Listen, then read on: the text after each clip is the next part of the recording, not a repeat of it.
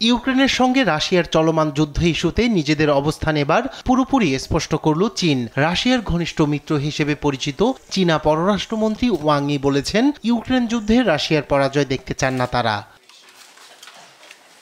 বৃহস্পতিবার বেলজিয়ামের ব্রাসেলসে ইউরোপীয় ইউনিয়নের পররাষ্ট্র বিভাগের প্রধান কাজা কালাসের সঙ্গে বৈঠক করেন ওয়াং ই।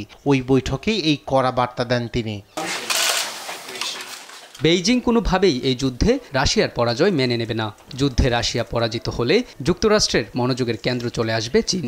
এশিয়া প্রশান্ত অঞ্চল এবং সেক্ষেত্রে ওয়াশিংটনের একমাত্র লক্ষ্যবস্তু হবে চীন। তবে যুদ্ধের শুরু থেকে এ পর্যন্ত মস্কোকে কোনো সামরিক সহায়তা দেয়নি বেইজিং। আমরা যদি রাশিয়াকে সহায়তা দিতাম তাহলে অনেক আগেই এই যুদ্ধ শেষ হয়ে যেত।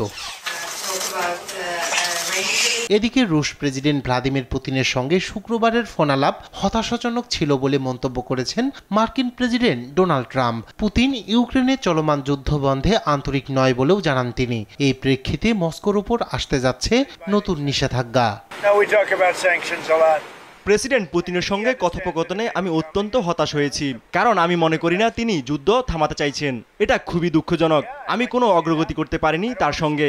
আমরা নতুন নিষেধাজ্ঞা নিয়ে অনেক কথা বলেছি। তিনিও বুঝতে পেরেছেন শীঘ্রই মার্কিন নতুন নিষেধাজ্ঞা আসতে চলেছে।